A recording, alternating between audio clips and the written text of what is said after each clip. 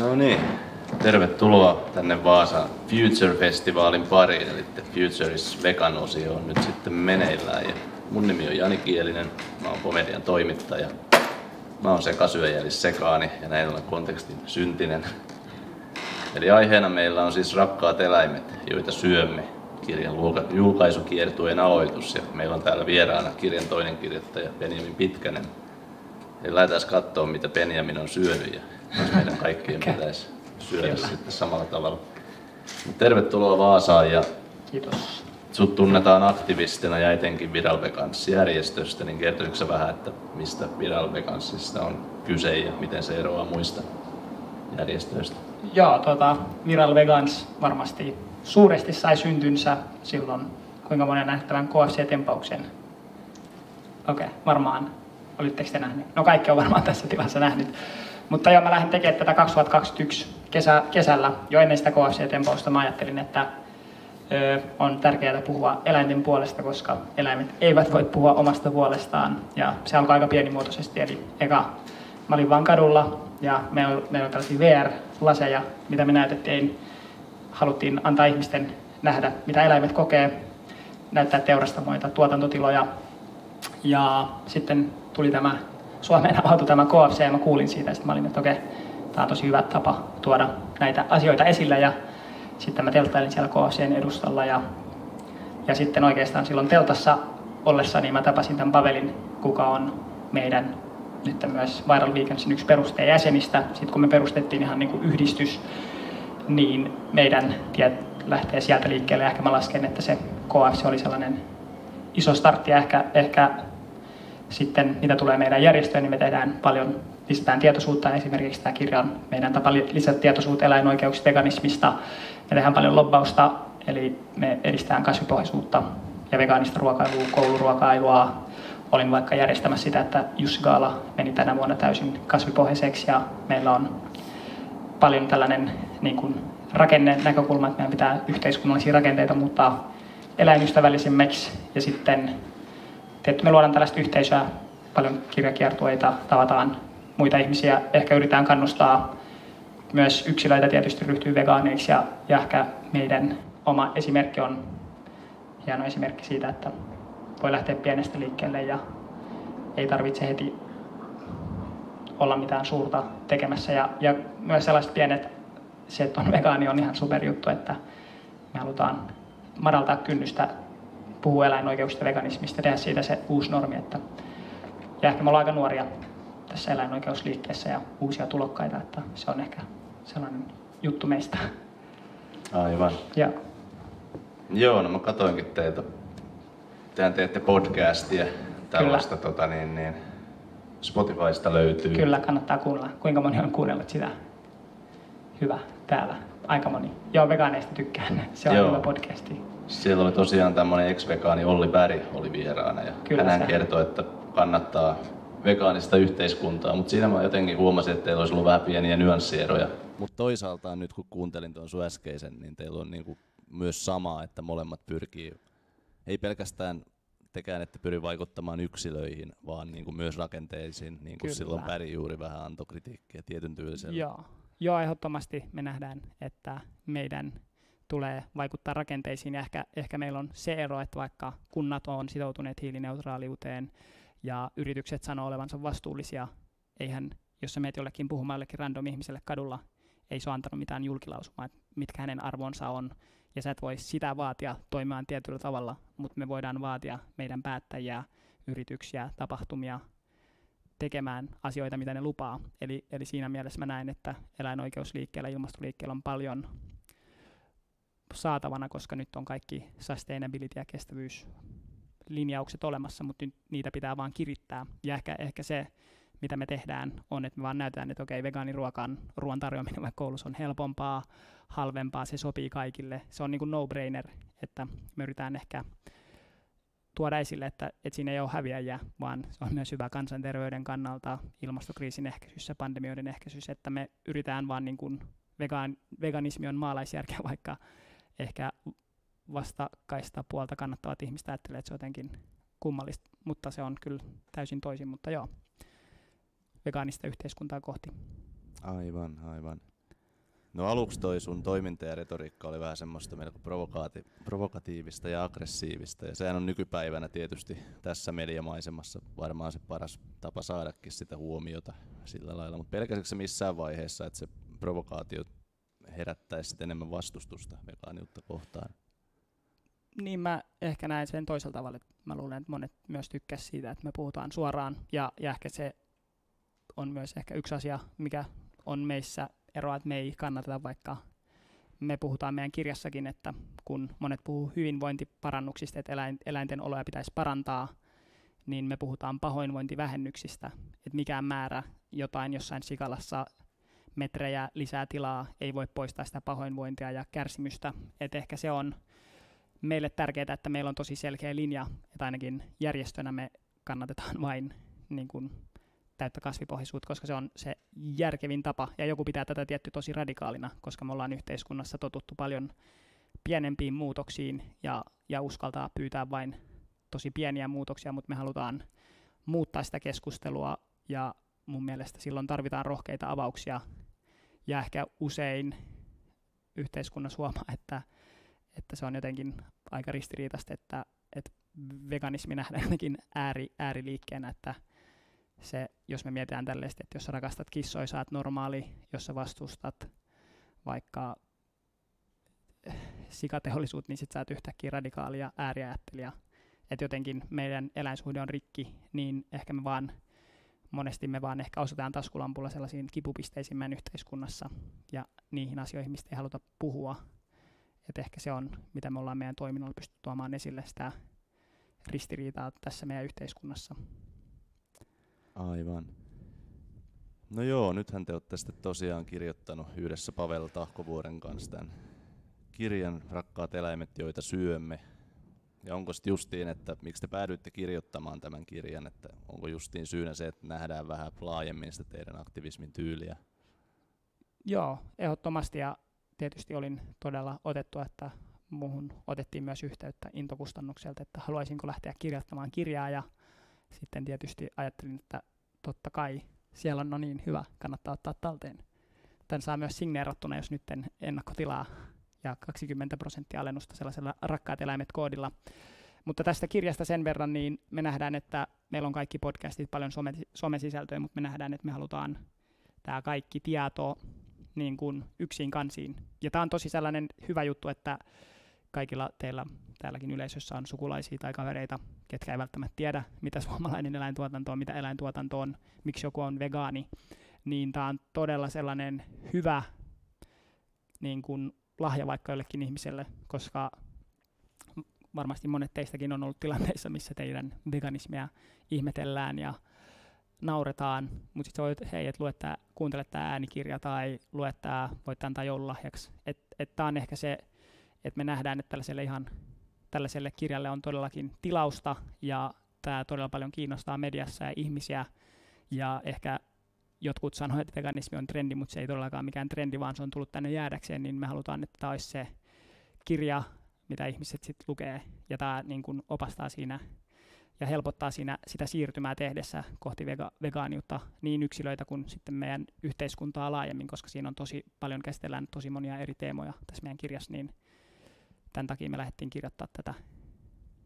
Ja sitten ehkä vielä yhdessä Pavelin kanssa, koska me ollaan tehty tätä työtä tosi paljon yhdessä, niin me nähdään, että meillä on tosi samanlainen visio ja viestintätyyli, niin se on niin kuin meidän sit käsialaa. Aivan. No voitko jotenkin avata vähän näitä kirjan teemoja vielä tässä, että mitä kaikkea sieltä löytyy? No niin, mä voin vähän avata. Eli ehkä tässä kirjassa se uusin asia on se, että tässä me ollaan, ja varsinkin Pavel on haastellut paljon eläintiloilla työskenteleviä ihmisiä, eli ketkä on niin kuin eläintenhoitajia, eläinlääkäriopiskelijoita, eläinlääkäreitä eri tavalla, ketkä näkee sitä arkea, niin ensimmäistä kertaa me ainakin koetaan, ei olla itse törmätty tällaiseen kirjaan tai tällaiseen teokseen aiemmin, eli me annetaan ääni niille ihmisille, ketkä tekee töitä, ja monet heistä saattavat olla niin kuin vaikka sekasyöjiä, mutta ne on itsekin järkyttyneitä siitä eläinten kohtelusta, ja se on ehkä, mitä mä uskon, että monelle tulee niin kuin resonoimaan, ja sitten ehkä me ehkä se isompi kysymys on, että jonkun mielestä se, että joku lyö tai kiduttaa jotain vaikka possua, on radikaalia, mutta sitten kun katsoo, mitä se ihan laillinen eläintuotanto on, niin ei se ole yhtään sen parempaa.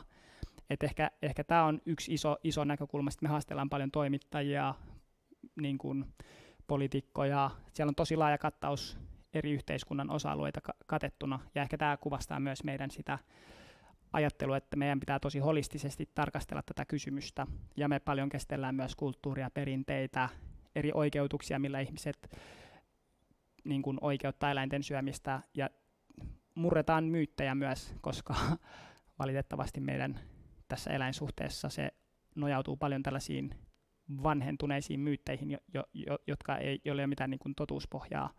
Ja sitten me tuodaan tietysti se koko kirjan ehkä ydin on se, että jos me luotaisiin nytten ruoantuotantojärjestelmä nollasta, niin siinä ei tietysti olisi muunlaisia eläimiä mukana. Tai että tämä on ehkä se sellainen väite, joka on se ydinväite.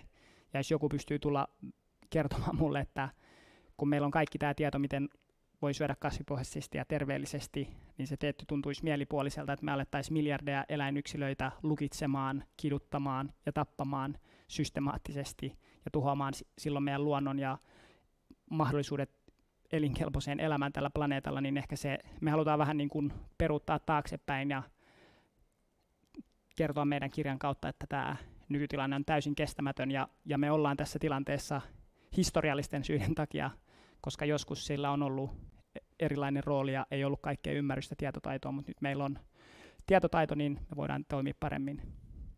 Aivan. No, mulla oli aikanaan pari kaveria, jotka oli pitkään vegaaneita, ja he lopetti tämän vegaaniuden siinä kohtaa, kun ne koki jonkinlaista ihmisvihaa niin kuin lihasyöjiä kohtaan. Niin onko sä itse törmännyt tämmöiseen ilmiöön, että mistä tämä mahdollisesti olisi heidän kohdallaan voinut johtua vai onko? Eli ne lopetti koska... Tuntuu, että ihmiset ällötti lihansyöjät tai jotenkin niin kuin jotain tämmöistä. Näin mulle kerrottiin. Mä en nyt ymmärrä, eli ne alkoi syömään eläimiä, koska ne vihasi ihmisiä. Ei, ei vaan siis tavallaan niin kuin heitä rupesi, niin tavallaan periaatteessa. Eli ne lopetti vegaaniuden. Etteivät vihaisi ihmisiä. Niin. No en mä siis tiedä. Ootko törmännyt koskaan vastaavaa? Ehkä toi on nyt vähän outoa, että... Ja mä mietin sitä, että onko se voinut olla, että se on jossain esimerkiksi foorumilla on ollut keskusteluja ja he on niin kuin sitä kautta tarttunut, koska tuo on ollut ei niin hyväksyttävää toi vegaanius jossain kohtaa, että siinä on tullut vähän sitä kautta semmoista ja mä tiedän, olisi se elämä aika tuskallista, jos olisi ihmisvihaaja, koska sit sulla ei olisi paljon kavereita. Tai niin, että ehkä mä en niin kuin samaistu tai jotenkin ehkä tuossa kirjassakin me vaikka tuodaan esille, että eläinten syöminen, kun me kuunnellaan niitä tarinoita, niin sen lisäksi, että eläimet kärsii, niin tässä kärsivät ihmiset. Jos sä mietit, että sä oot teurastamoilla töissä, sä oot eläintiloilla töissä, se kiihdyttää tätä mielenterveyskriisiä tai jotenkin, ja aiheuttaa ilmastokatoa, joka ajaa ihmiset ahdinkoon, tai jotenkin se on ehkä just hassua, että tämä meidän nykyinen, mitä ihmiset suurin osa syö lihaa ja kuluttaa eläinperäisiä tuotteita, niin se aiheuttaa valtavasti ihmisille myös kärsimystä, että kun tässä monesti, kun on vegaani, niin sanoo, että etkö sä välitä ihmisoikeuksista, mutta koska eläinoikeuskysymykset on myös ihmisoikeuskysymys, että ehkä tässä menee puurot ja vellit välillä sekaisin, että kun niitä ei voi erottaa toisistaan, koska joku tekee sen todella karmean työn, ja nämä ihmiset kärsii posttraumaattisesta stressihäiriöstä monet, ja niillä paikkakunnilla, missä on paljon eläintuotantoa, niin tällaisia tutkimuksia, että sitten siellä on myös kohonneet lähisuhdeväkivalta, riskit ja myös eläinlääkärit keskivertoa enemmän tekevät itsemurhia. Näistäkin on tutkimuksia, että jotenkin se, että mun mielestä vegaanina oleminen on paljon, siinä ei ole sitä ihmisvihaa, vaan enemmän se on myös myötätuntoa, että kukaan ei joutuisi tekemään tuollaista työtä sitten tulevaisuudessa. Kyllä. No miten sä näet asian? Onko tulevaisuus vegaaninen ja milloin se olisi ja mitä täytyy tapahtua, että niin kävisi? Niin, no kyllä se varmasti on, että sitä toivottavasti mahdollisimman pian, tai ehkä tämäkin on taas sellainen kysymys, että loppujen lopuksi tämä muutos tulee meihin yksilöihin kiinni, että jos tässäkin huoneessa on paljon vegaaneja, niin ei se vaatisi, että muutkin tietty meidän ympärillä olevat ihmiset ryhtyisi vegaaneiksi, ja jokainen voi omalta osaltaan olla kiihdyttämässä tai hidastamassa sitä muutosta, mutta tietysti se vaatii vahvempaa ääntä, ja ehkä tämä varsinkin vegaanikysymys tällaisena oikeudenmukaisuuskysymyksenä, ja minkä takia mä itsekin lähdin tätä tekemään todella intohimoisesti, on se, että tämä vegaaninen maailma ei tule ikinä toteutumaan, ellei ihmiset pidä tästä ääntä, ja siinä ehkä just toivoisin, että vegaanit, koska me tiedetään, että me olemme historian oikealla puolella, tai tämä tullaan tuomitsemaan, tämä asia, miten nyt eläimiä kohdellaan tai muunlaisia kohdellaan, niin mä näen, että pallo on vähän niin kuin meillä, että jos me oltaisiin siinä tilanteessa, missä nämä muunlaiset eläimet tällä hetkellä on, niin kyllä me varmaan toivottaisiin, että ne, kellä on edes mahdollisuus jotenkin vaikuttaa, sanoisivat jotain, niin ehkä mun sellainen viesti on, että tietty on toivoa, mutta ehkä se en haluaisi tuudittautua siihen, että no nyt vaan levätään laakereilla ja ei tehdä mitään, vaan nimenomaan me voidaan tehdä, ja ehkä se on tietysti pelottavaa nähdä muissa kysymyksissä, abortti, oikeus, tällaiset naisten oikeudet, seksuaalivähemmistöjen oikeudet, että on paljon vastavoimia, jotka aktiivisesti haluaa peruuttaa historiaa niin kuin pahempaan suuntaan, että siinä mielessä vaikka Suomi on tällä hetkellä tosi vegaaniystävällinen ja täällä on aika avarakatseista tämän asian suhteen, niin tästä pitää kiinni, että se jatkuu ja menee oikeaan suuntaan, ja siinä jokainen meistä pelaa tosi tärkeää roolia, että me kerrotaan meidän ystäville tästä, pidetään tätä asiaa esillä, koska kukaan muu ei voi pitää tätä asiaa esillä kuin me, että siinä on se ydin, että pallo on niin sanotusti meillä, ja sitten tietysti teknologia ja muu muuttuu, kun meillä on yhä enemmän parempia tuotteita, ja todennäköisesti jossain vaiheessa eläintuotannosta vaan tulee niin kannattamatonta, kun on vaan parempia tapoja tuottaa ruokaa, että onhan tämä tietysti kaikelta kantilta katsottuna tosi järjetöntä, että me niin kuin tuhlataan ihmisravinnoksi kelpaavaa ruokaa, syötään se eläimille, ja kun me voitaisiin syödä se itse heti niin kuin suoraan ilman, että se käy. Aivan.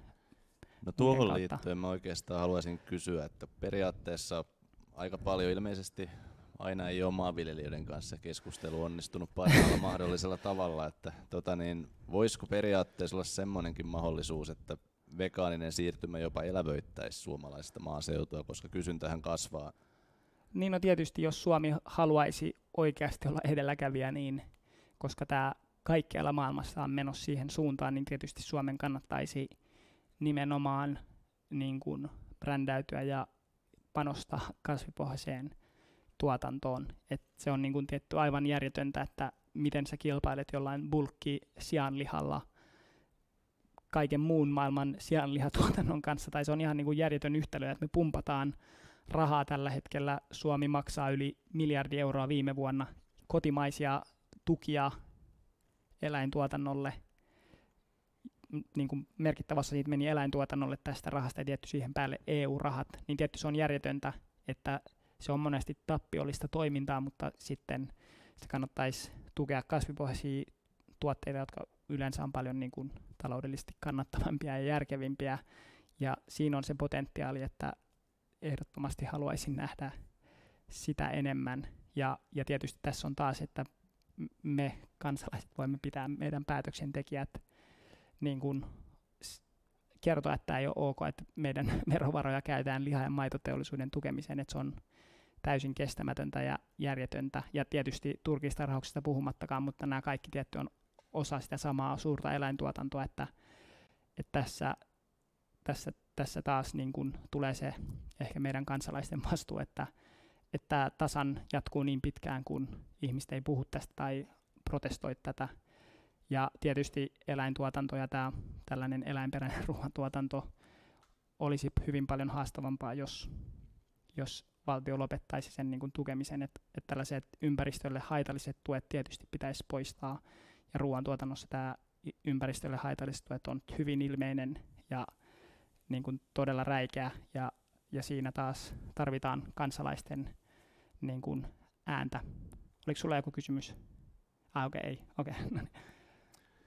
Joo, tosiaan. No maaseudullahan se onkin se trendi, että esimerkiksi nuo pienet lypsykarjatilat ei pysty jatkamaan ilman suuria investointeja. Ja nehän on tunteellisia asioita justiin, niin kuin varmaan heijastuu sunkin tuohon hommaan tommoset. Mutta niin kuin justiin, että kenties se olisi mahdollista tulevaisuudessa, mitä luulet, että kun vegaanisen ruoan kysyntä kasvaa, niin pienet maitotilallisetkin saattaisi jatkaa kasvitilana, käyttää se viljelysala siihen johonkin vegaanisen ruoan tuotantoon. Niin no kyllä se on niin kuin paljon järkevämpää ja tietysti sä voit sitten niin kuin nukkua yösi hyvin, kun tiedät, että sä et aiheuta muille kärsimystä ja tietysti on ymmärtänyt, että ihan jossain turkistarhoillakin jotkut on niiden näitä varjotaloja siirtänyt jonkinlaiseen kasvituotantoon tai sitten aurinkotuotantoon tai niin täällä Pohjanmaalla ollaan innovatiivisia, niin tämä ei ole maailman suurin ongelma ratkaistavaksi, että ehkä pitää muistaa, että miten sotien jälkeen Suomi oli hyvin agraarinen yhteiskunta ja nyt me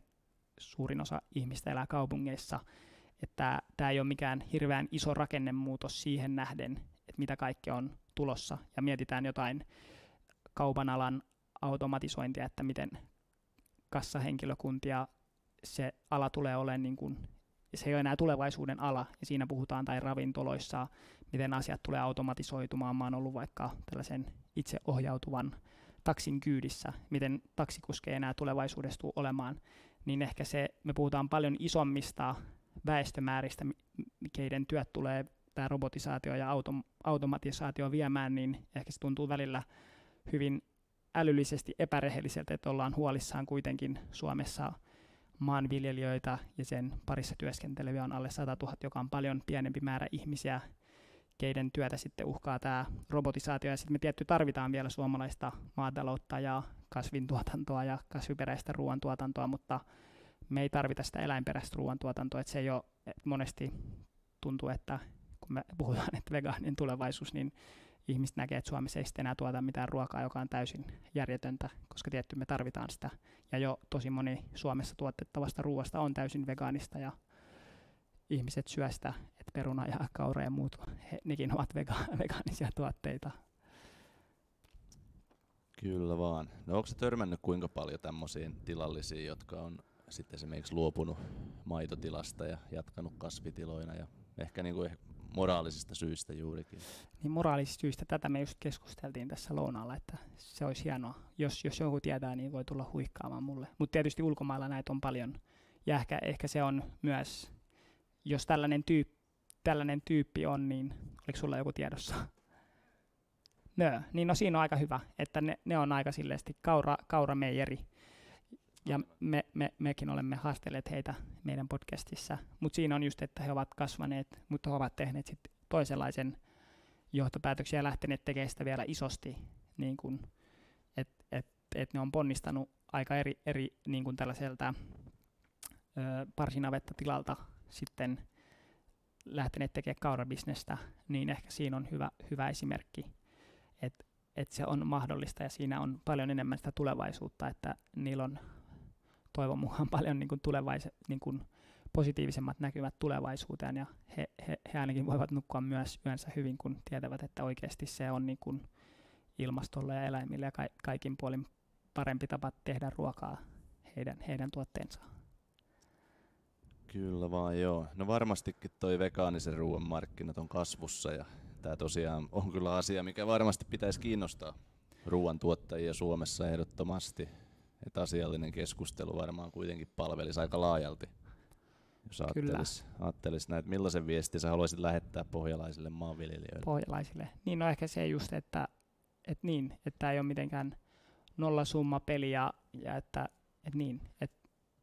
ehkä se siirtymä kannattaa tehdä silloin, kun se on vielä niin kuin mukavaa, että nyt me nähdään, nyt mä kohta tuun sinne, niin nyt me nähdään jo se, että mitkä on turkistarhojen kohtalo, niin tietysti eläintuotanto tulee niin kuin se kohtalo tulee olemaan sama, mutta vähän niin kuin jonkun ajan päästä, niin ehkä tässä kannattaa tehdä sitä siirtymää nopeasti. Ja tietty tässä taas, että tietty meidän järjestelmä on tällä hetkellä täysin vinksallaan, että se on niin kuin taloudellisesti kannattavaa tuottaa täysin kestämätöntä ruokaa niin ihmisten, eläinten, ympäristön kannalta. Et tietysti niin kuin maanviljelijöille tällä hetkellä on täysin niin kuin perversit intressit tehdä eläintuotantoa, koska se on tapa tehdä rahaa. Ja tämä on se ongelma, että eläimet on vain tapa tehdä rahaa meidän tämänhetkisessä maataloustuotannossa. Niille ei ole mitään itseisarvoa, ne on vain rahantekoväline. Ja tämä on sitten ongelma, että sitten ihmiset tekevät elämänsä päätöksiä taloudellisin perustein ja siksi on vaikka eläintuotantoa paljon. Tietysti sitä varmasti olisi jossain muodossa myös ilman näitä tukia, mutta varmasti tilanne voisi olla hyvin erilainen myös. Mutta okei, siellä oli kysymys. Joo.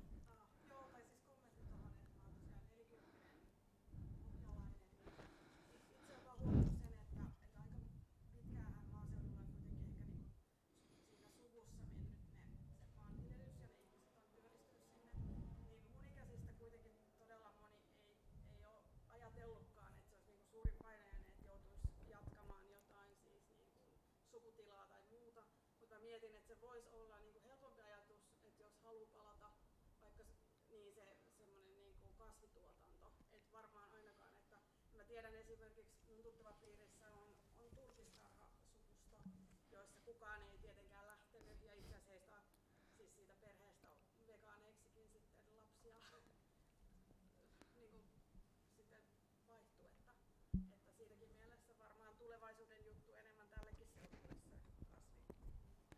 Ja ehkä toi on just tärkeää, että ehkä se on, sitä me ehkä tällä kirjalla myös halutaan murtaa ja tuoda keskustelussa esille, että monet vaikka turkistarhaperheessä kasvaneiden lapset on vegaaneja ja niin kuin osa teistäkin varmasti on tältä alueelta, että se on myös sellainen, millä jotenkin halutaan oikeuttaa, että tämä on kaupunkilaiset vastaan maalaiset, tämä eläinoikeus vegaanikysymys, mutta myös maaseudulla kasvavat nuoret, aikuiset, vanhukset, kaikki siltä väliltä kokee eläinoikeudet omaksi asiakseen ja ehkä sen aika on myös ohi, että tällaiset eriävät mielipiteet vaikka täällä Vaasassa tai Pohjanmaalla vaiennetaan sillä, että näin ei saisi ajatella, että sitä me halutaan myös näillä keskusteluilla ja muilla tuoda eteen, että tämä on meidän kaikkien keskusteltava asia ja ehkä se just tämän kirjan yksi pointeista on, että ihan niin kuin me keskustellaan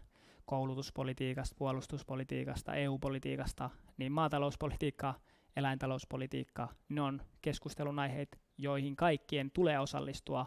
Ja eihän mun pidä olla sairaanhoitaja, että mä voin olla jotain mieltä suomalaisen sairaanhoidon tilasta, niin ei ihmisen tarvitse olla eläintilainen, jotta voi puhua eläintuotantoon ja sen tukiin liittyvistä asioista, koska siihen käytetään meidän yhteisiä resursseja, niin me halutaan tehdä tästä, että tätä keskustelua ei enää vaiennettaisi ja että se koettaisiin sellaiseksi asiaksi, mihin jokaisella on mahdollisuus vaikuttaa ja me pidetään meidän poliittiset päättäjät vastuussa siitä, että nämä haitalliset tuet poistetaan ja kouluruokaa siirrytään yhä enemmän vegaanista kohti, ja tietysti se vegaaniruokavalio pitäisi olla kaikille aina se automaattisesti ainut vaihtoehto, koska ei ole mitään järkeä niin kuin antaa mitään muuta niin kuin miltään näkökulmasta katsottuna.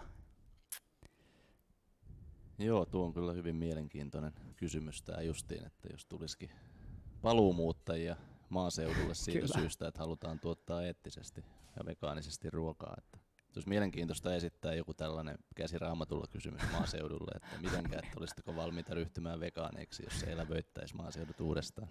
Kyllä, niin. Ja niin, ehkä siinä on just, että suomalainen kaura ja tällainen, siinä on niin kuin hyvä tapa elävöittää tätä maaseutua ja sitten ehkä se on vaan, että tietysti siinäkin on omat etunsa, että jos tulee isoja tiloja, mutta se on sitten toinen keskustelu, että mikä on hyvä tilakoko, mutta ainakaan miltään kannalta katsottuna tämä nykyinen tuotanto ei ole hyvä ja just tällainen valtioneuvoston kanslia on teettänyt tällaisen tutkimuksen, että jos Suomessa siirryttäisiin tällaiseen kasvipohjaiseen ruoantuotantoon, niin sen avulla voitaisiin yli puolet tästä peltopinta-alasta vapauttaa ja uudelleen metsittää, että se on tietysti kaikista järkevin tapa tuottaa ruokaa, tämä kasvipohjainen ruoantuotanto, että täällä lakeuksillakin voisi olla enemmän vaikka metsiä, eikä sitä, tai niin, että ehkä se sellainen romanttinen idylli, että täällä on kaunista peltoa, niin todennäköisesti se on kytköksissä eläintuotantoon, koska suomalaista peltopinta-alasta 70% on eläinten rehutuotantoa varten, tai sitten siellä on eläimiä laiduntamassa, että se ei ole niin kuin, niin, tähän voi tulla muutos, ja tähän tarvitaan myös poliittisia päätöksiä. Voisiko mahdollisesti joku tämmöinen osuuskuntatoiminta jopa olla ratkaisuna tuossa? Että... Kyllä, joo, mä oon tällainen, onko joku kuullut tällaista Oma maa? Se on tällainen osuuskunta, mutta se on tuolla mun ymmärtääkseni Tuusulassa tai tuolla, niin on tällaista osuuskunta, pienimuotoista toimintaa, missä on, että joo, tietysti jos ihmiset haluavat tehdä, siinä on tietty oma fiilis, jos haluaa itse tuottaa ruokaa, tai voihan se olla isompi muotoistakin, mutta se voisi olla hyvä vegaaninen osuuskunta. Kyllä, tavallaan ennenhän oli tätä niin sanottua maamiesseuratoimintaa, että koneita hankittiin maatiloille vähän niin kuin osuuskunnittain porukoille. Joo, eikä tässä voisi olla samaa. Aivan. Joo, oikeastaan. Olisiko yleisöllä jotain kysymyksiä tai onko chatin puolelle tullut jotain? Onko siellä joku livessä? Ei ole tällä hetkellä täällä chatissa mitään kysyttävää, mutta mitäs täällä? Kysykää mitä vaan.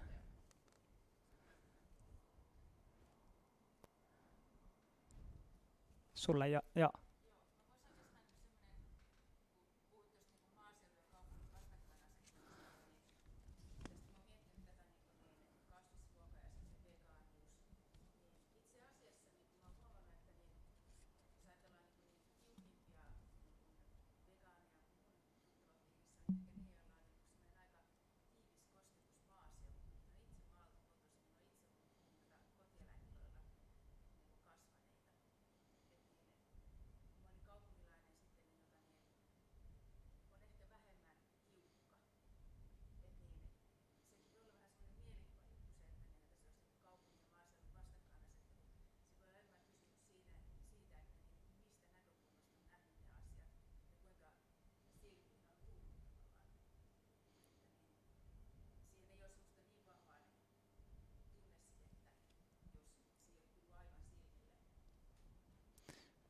Jatka vaan. Joo, mä voin tästä jatkaa. Mä tosiaan, että mua kiinnosti tää otsikko tai teidän kirjaa senkin takia, että mä oon aikoinaan itse vuonna 1999 aloin kasvissyöksi, kun mä rupesin miettimään sitä, että miksi mua niin kun semmoinen hoitokoira, kun se kuoli, miksi mä itken sen puolesta, mutta sitten mä syön muita eläimiä. Niin se oli silleen mulle semmoinen ensimmäinen, että mä rupesin kasvissyöjäksi. Ja sit mä mietin, mulla kanssa ystäviä on, jotka on maalta ja vegaaneja. Ja mä muistan sen ajan, kun ei vielä ollut siis, kun yritti löytää ja kaupasta jotain, nythän sitä. Niin se on ollut mulle aina hyvä merkki, kun mitä pienemmältäkin paikkakunnalta nykyään löytyy siis vegaaneille sopivaa syötävää niin kuin kaupoista ja muista. Niin se kertoo kyllä aika paljon siitä, että ei niissä kaupoissa niitä tuotteita olisi myytävänä, jos ei siellä olisi asiakkaita. Että tokihan kaupungeissa on enemmän ihmisiä ja siksi siellä on tietysti enemmän myös vegaaneja, mutta se, että kyllä se tässä niin vuosien mittaan on joka puolelle Suomeen levinnyt. Että uskon, että jokaisella paikkakunnalla on ainakin yksi piilovegaani. Niin, no toi on tosi hyvä kommentti, tai ehkä just, no Elisa Aaltola, vaikka tämä Eläinoikeusakatemia, mikä nyt on perustettu, niin Elisa on just, vaikka hänen kirjoissaan, mitkä on fanitan suuresti, niin tuonut hyvin esille sitä, että hänelle ne, ja mä tiedän muitakin, keille se on tosi varhaisessa vaiheessa klikannut se ymmärrys, että eläintuotanto on väärin. Niin kun, ja ehkä se on just mitä lapset ymmärtää aika varhaisessa vaiheessa, että osa lapsista, kun ne kuulee, että tässä, että mulle syötään jotain toista eläinyksilöä, niin sitten yhtäkkiä se satuhahmo, joka on se niin kun saa yhtäkkiä, se on siinä sun lautasella tai se sellainen sun pehmolelu tai jonka sä oot nähnyt jossain ehkä kotieläintilalla jossain vierailulla, niin se sydän särkyy. Et ehkä tämä on just, mitä me myös meidän kirjassa tuodaan esille, että tietysti me kaikki synnytään niin kuin vegaaneiksi, mutta sitten meidät niin kuin sosiaalistetaan hyväksi käyttämään eläimiä. Et eihän jos lapsille kerrottaisi, että mitä tapahtuu, niin sehän pitäisi sitä ihan sadistisena ja se niin kuin itkisi päivät pitkät, jos se kuulisi, että miten sikoja viedään kaasuhisseihin ja niin kuin vasikat erotetaan niiden emoista, mutta kun sitten sut sosiaalista, että tämä on normaalia ja ehkä just koulussa on söpöjä eläinsatuja ja niin kuin aakkosissa jokaisella kirjaimella on joku oma eläinyksilö Ja se on niin kaukana se kuvasto siitä todellisuudesta, ja tietty ihan niin kuin koulukirjatkin johtaa harhaan, että siellä on joku kaunis lato ja muutama eläin, mutta on niin kuin tosi totta, että täällä maaseudulla on vegaaneja, ja sitä me ehkä haluttaisiin tuoda, että yrittäkää saada itseänne lehtiin, tehkää mielipidekirjoituksia, tehkää itsenne näkyviksi, järjestäkää mielenosoituksia, tai että se on niin kuin tärkeää, että se, koska vielä ehkä mediassa se elää tosi vahvasti, ja tietysti se on myös tuotettua se sellainen ymmärrys jossain mediassa, että ei täällä ole vegaaneja, ja täällä kaikki ajattelee samalla tavalla, että ehkä me halutaan rikkoa se sellainen yksi totuusajattelu, että on vain yksi totuus eläintuotannosta, että suomalainen eläintuotanto on eettistä, puhdasta, maailman parasta, täällä eläimet voi hyvin, niin me tarvitaan niitä soraääniä ja ne kaikki on tosi tarpeen, että myös paikallista alkaa ymmärtää, koska sitten jos ihmisillä on se fiilis, että hei, no mä asun pikkumaakylässä, jossain kylässä ja täällä on mun naapureita vegaaneja, ja mäkin voin ryhtyä, niin se on tosi tärkeää ja mä uskon tosi paljon tällaisiin verkostoihin, että niissä on tosi paljon voimaa, että jos sä oot vaikka ainut vegaani vaikka tällä hetkellä jossain lähipiirissä, niin se on tosi tärkeää, koska se ehkä 100 ihmistä nyt tietää, että sä oot vegaani, ja sitten ne jossain vaiheessa on paljon todennäköisemmin ryhtymässä vegaaneiksi, koska se on jo niille jollain tasolla tuttu, että oikeasti tämä verkostoissa on tosi paljon voimaa, ja se on just silleen, että mä en ole teidän sukuverkostoissa, kaveripiiri, harrasteporukaissa, mutta kun te olette siellä, niin sitten ihmistä alkaa kiinnostumaan, ja silleen, että se muutos syntyy, ja sitten menette teidän kauppiaille ja sanotte, että nyt voisitteko lisätä vegaanituotteita, ja sitten toivon mukaan ne lisää, ja näin muutos tapahtuu. Joo, toi on mielenkiintoista. Eli periaatteessa pitäisi kaikkien vähän niin kuin argumentoida asian puolesta, mutta siinä tuleekin mieleen, että mitenkäs lähdetään argumentoimaan, että järki vai tunteet ja minkälaisella mikstuuralla. Varmaan molempia pitää vähän olla. Molempia on hyvä olla, ja ehkä just tämä kirjakin on sen takia tosi tärkeä, koska varmaan, jos te käytte näitä keskusteluja, niin siellä on aika arvattavat sellainen top 10 argumentteja, mitkä joka kerta tulee esille, niin sitten pitää tietty olla kärsivällisyyttä, niin kun, että vastaa niihin argumentteihin, että nyt tämä tuhoaa planeetan ja kaikki tällaiset, jotka ei pidä paikkaansa, eli on hyvä käydä niitä faktoja, mutta sitten ehkä osalle se tunteetkin on tärkeä, että vaikka se kysymys, että niin kuin sulla oli hyvä, että sun oma koira kuoli, niin sä heti ymmärsit, että nyt tässä on jotain väärää, niin ehkä monella on jonkinnäköinen tosi vahvakin yhteys vaikka niiden lemmikkinä pidettyyn johonkin eläinyksilöön, niin ehkä sitä voi yrittää selvittää, että näissä ei ole mitään eroa, että ainut ero on meidän niin kuin määritelmä tai lokerointi, mihin me näitä eläinyksilöitä laitetaan, niin jotenkin hyödyntää niitä olemassa olevia ihmisten vahvoja tunteita ja arvoja, että se on vaikka arvo, että eläinrääkkäys on väärin, mutta sitä ei ole vain yhdistetty, että no, jos nyt katsoo objektiivisesti, niin tietty se on eläinrääkkäystä tämä nykyinen eläintuotanto, mutta me ei olla vielä yhteiskunnassa siinä, että me tunnistettaisiin se niin kuin kollektiivisesti, mutta sitä kohti me ollaan menossa. Joo, no oikeastaan tuohon liittyen vielä, että mitenkä sen eteen jaksaa sitten työskennellä, kun ajattelee, että tulee aikamoista vastustusta vähän. No ei nyt ehkä varmaan enää niin paljon, mitä 5 vuotta sitten voisi olettaa, mutta tulee kuitenkin, että se on aika raju juttu kuitenkin esimerkiksi perheen sisällä. Niin, no siinä se varmaan auttaa, että tietty kannattaa, jos on jotain vegaanituttuja läheisiä, niin se varmasti tukee, ja tietty me nähdään just tämä vaikka meidän podcast ja somesisältö, niin se on tosi monelle tärkeä, koska se voi olla ainut tapa saada, että okei, että mä en ole ihan yksin, niin se on ehkä tärkeää, että valitettavasti, mitä olen itse ymmärtänyt, niin monille syy vaikka lopettaa se veganismi, mihin säkin viittasit sun kaverit, on, että on nämä sosiaaliset syyt, ja ehkä sun kaverit oli jotenkin, niiden kaverit oli, että oletteko te ihmisvihaajia ja tai muuta, että kun se on tosi negatiivista se, ja usein jopa vihamielistä, tai sut voidaan niin kuin sulkea suvun ulkopuolelle, on tosi niin kuin, myös tosi karuja tarinoita Suomessa, kiusaamista, syrjimistä, niin kuin sellaista vitun vegaanihuutelua koulussa, tai että se on oikeasti vakava asia, ja siinä auttaa sitten, ja tietysti jos kokee tällaisia oikeasti niin kuin tällaisia asioita, niin tietysti pitää siihen puuttua ja vetää rajat, ja jos on työpaikalla, niin siinä mennä jollekin esihenkilölle sanoa, että mua kiusataan tai syrjitään täällä, että siihen pitää puuttua, mutta sitten siinä auttaa, että on ihmisiä, ketkä tukee ja ettei ole ihan yksin. Ja sitten joskus se voi olla, että some auttaa ja näin, että on tärkeää, että löytää sen oman porukan, jonka kanssa voisit jakaa asioita. Joo, eli teidän toiminta tavallaan osittain on myös vähän niin kuin vertaistukea. Kyllä, ehdottomasti. Joo. Ja silleen ehkä me autetaan siinä sen oivalluksen tekemisissä sieltä.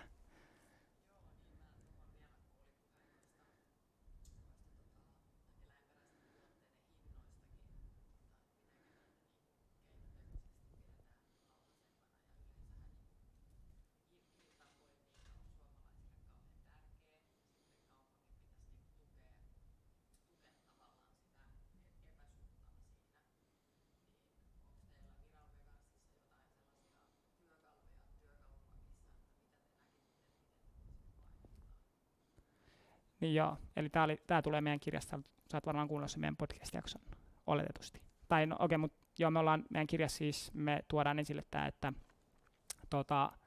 tällä hetkellä meillä on siis siinä haasteltu, hän on anonyymisti antanut haastattelun, kuka on ollut kaupan alalla töissä tai tietää, miten kauppa hinnoittelee eri tuotteita, niin tällä hetkellä, jos me puhutaan jauhelihapakkauksesta, niin siinä on noin 1-9% kate esimerkiksi.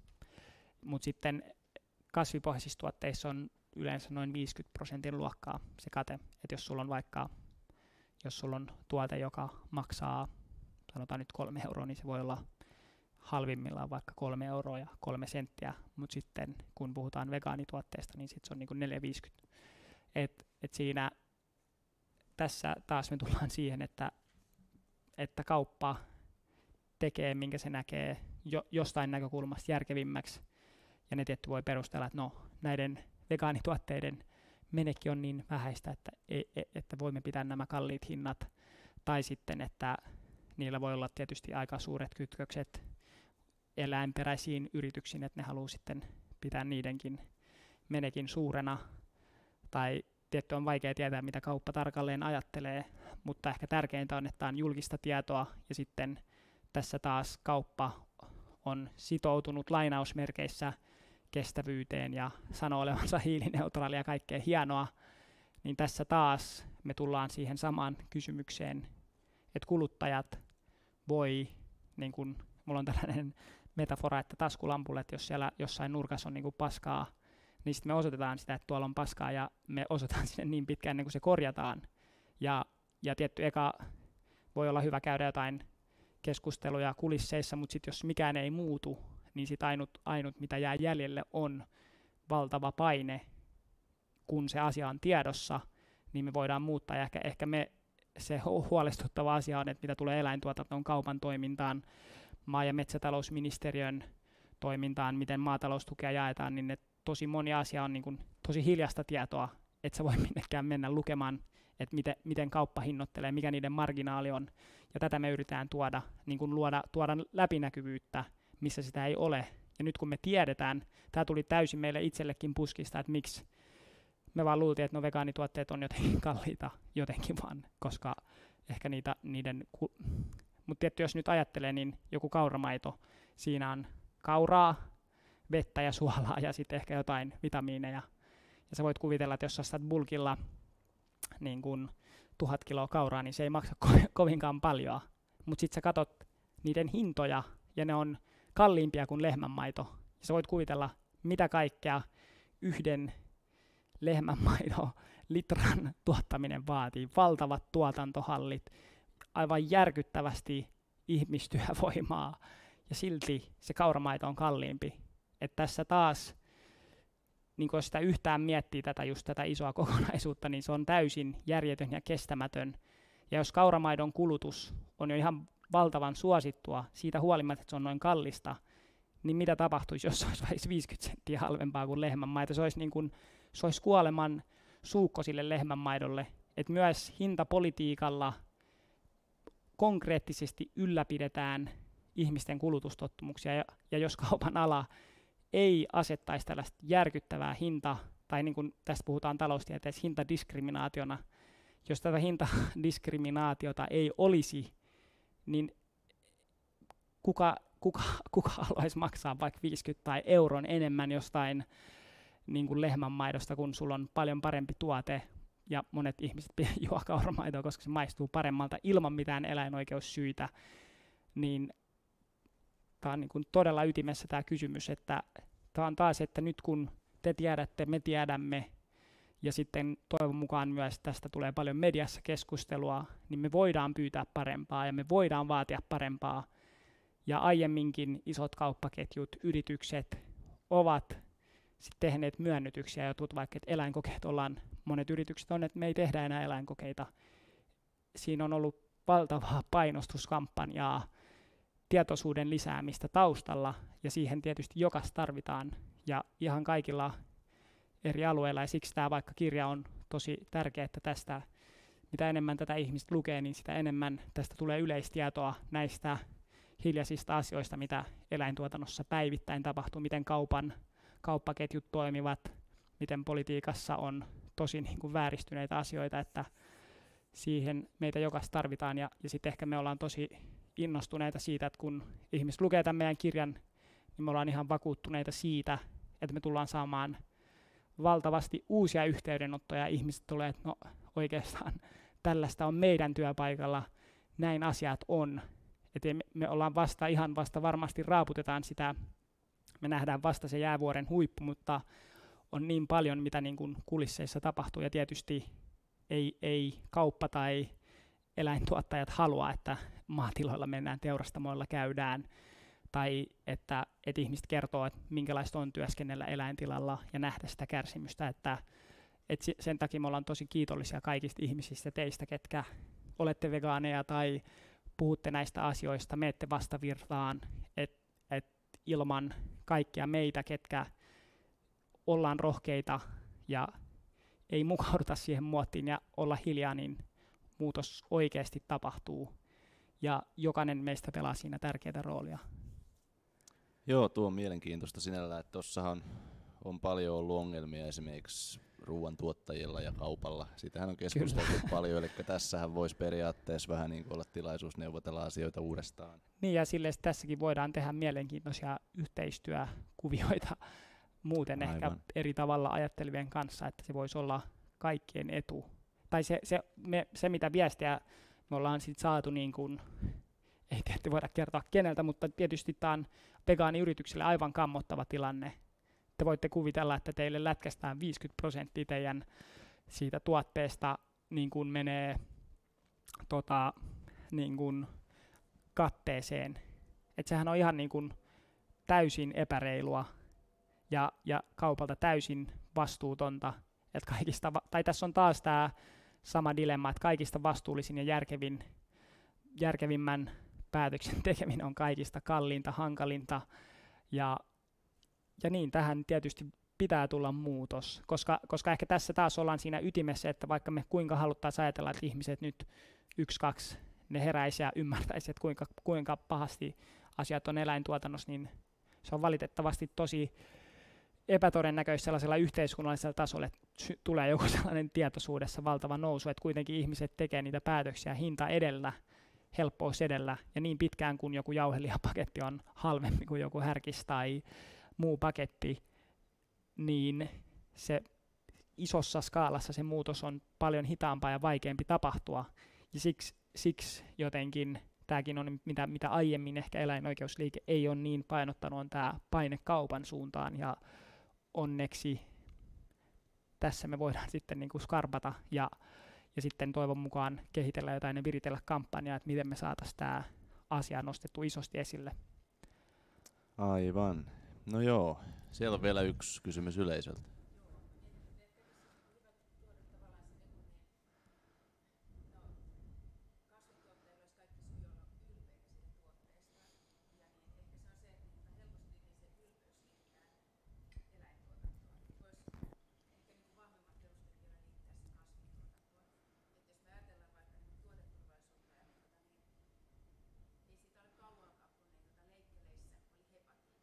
Ja vieläkin valitettavasti välillä.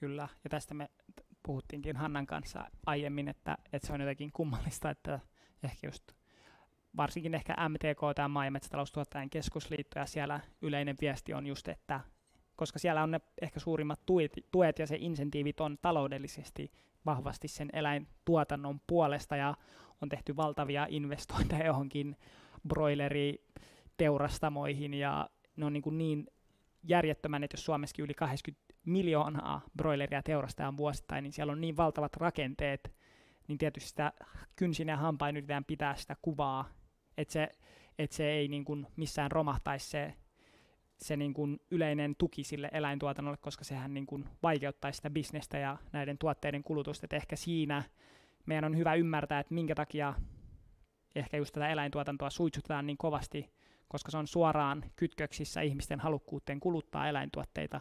Että jos yhtäkkiä ihmiset on, että no, teidän duuni ei ole oikeastaan hirveän eettistä, niin silloin se tarkoittaa, että se tuotekaan ei ole eettinen. Eli me halutaan niin kuluttajina kuin sitten ehkä liha- ja maitoteollisuus haluaa lobata, että nämä on tosi niin kuin eettisiä, nämä niin kuin rakastaa eläimiä enemmän kuin itseään. Että se on se viesti, jotta me voitaisiin sitten kuluttajat kokea sellaista, mä teen tässä hyvän, onko mä syön maitoa, juon maitoa tai syön lihaa, niin tätä meidän pitää alkaa haastamaan ja tuoda just esille, että kasvintuotanto on se kaikista eettisin ja järkevin vaihtoehto. Aivan, joo, sieltä.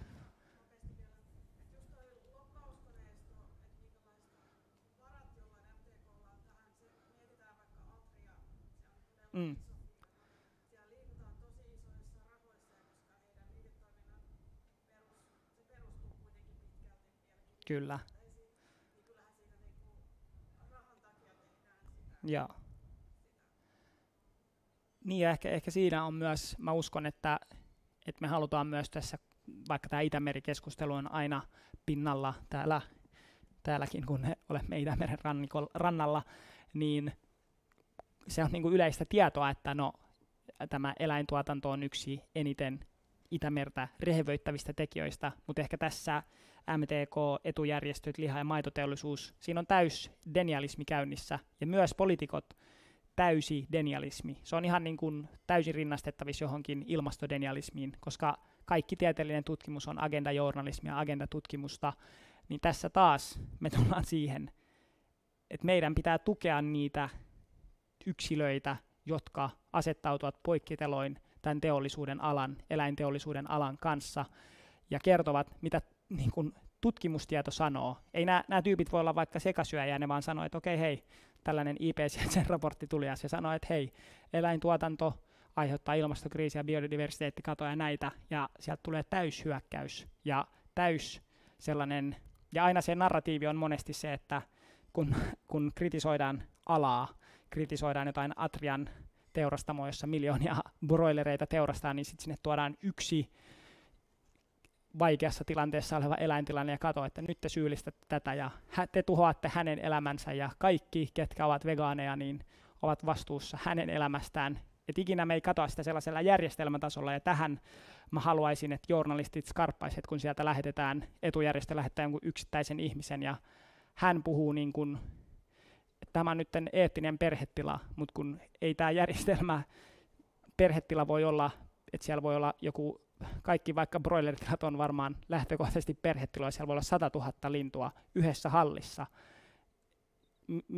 Ei silloin monet yritykset on perheyrityksiä, se ei ole mikään tae, että se on eettistä, tai jos se on nyt pieni tila, ei se ole millään tavalla sen eettisempää, että sä pidät jossain parressa eläimiä, tai jotenkin tässä yritetään, tämä on tosi paljon tällaista niin kuin taistelua siitä, että miten asiat määritellään, ja tosi paljon niin kuin tunteella mennään, ei faktalla, että kaikki sellaiset faktat, että Itämeri rehevöityy, eläintuotannon takia, vaikka metsiä kaadetaan, sinne levitetään lantaa, tällaiset asiat, ne vaan sivuutetaan, ja sitten sinne tuodaan joku tunteellinen tarina, ja sitten ihmiset on tietysti haluaa empatisoida ihmisten kanssa, että siinä niin kuin ehkä käytetään hyväksi meidän haavoittuvaisuutta, että se on tosi hyvä, että me ollaan empaattisia, mutta myös vastapuoli käyttää sitä häikäilemättömästi hyväkseen meidän empatiakykyä, koska ne asetetaan, että no miettikää, jos tekin olisitte tässä tilanteessa ja teitä vain syyllistettäisiin, että ikinä ei oteta vastuuta siitä toiminnasta, että kuitenkin tällaiset ihmiset, he voivat tehdä myös muuta, että Suomessa on muitakin töitä Ja valtion pitäisi tietysti tukea tätä siirtymää, eläintilallisia siirtymään kasvipohjaiseen ruoantuotantoon. Että tietysti vegaanit ei vastusta näitä ihmisiä, vaan me vastustetaan sitä eläinten hyväksikäyttöä, ympäristön tuhoa, meidän verovarojen väärinkäyttöä. Että se on mitä me vastustetaan. Että tässä tietysti myös tahalleen vedetään, että me hyökättäisiin heitä ihmisinä kohtaan. Me ei hyökätä heitä ihmisinä kohtaan, vaan niitä tekoja ja sitä liiketoimintaa, jossa eläimet on esineitä. Ja se aina pitää niin kuin selkeyttää, että kun yritetään sitten vetää säälipisteitä. Aivan. Mutta joo, kaikki on varmasti samaa mieltä, että lisää keskustelua tarvitaan ja kenties se olisi hyvä just lähteä sieltä ruohonjuuritasolta. Kyllä, ja keskusteluja kaikilla tasoilla ja myös mä näen sellaisten keskustelujen, mitä te käytte teidän kavereiden kanssa. Se on tosi tärkeitä, koska me kaikki vaikutetaan toisimme ja varmaan tosi monen meidän tarina on, että joku vaikka oli ensin vegaani ja sitten se kertoi teille ja harva meistä varmaan on syntynyt vaikka vegaaniksi, että ehkä me tarvitaan, meidän on aina hyvä elämässä olla joustavia ja oppia virheistämme ja kasvaa ihmisinä, ja on paljon ihmisiä, ketkä ovat tulevia vegaaneja, ne ei vaan ole vielä ehkä päässyt sen, kuulleet oikeita juttuja tai niillä on harhaluuloja, mitä se voisi olla vegaaninen elämä, että me kaikki voidaan olla osa sitä muutosta. Kyllä, eli vegaaniuteliaita on varmaan jo paljonkin. Kyllä, kyllä. Ja siitä ei ole pitkä matka sitten täysvegaaniksi. Että. Joo, kiitoksia. Tämä on ollut itsellekin mielenkiintoinen matka tutustua vähän tähän aiheeseen ja käydä läpi, että mitä täällä on taustalla. Kiitos paljon. Kiitoksia yleisölle ja kiitoksia Benjaminille. Kiitos. Ja niin, tässä siis oli vielä, kannattaa just tuolta Inton sivuilta saa tämän kirjan ja sinne saa vielä signeerauksen sitten ja 20% alennusta. Ja niin, kiva olla täällä. Kiitos. Jee.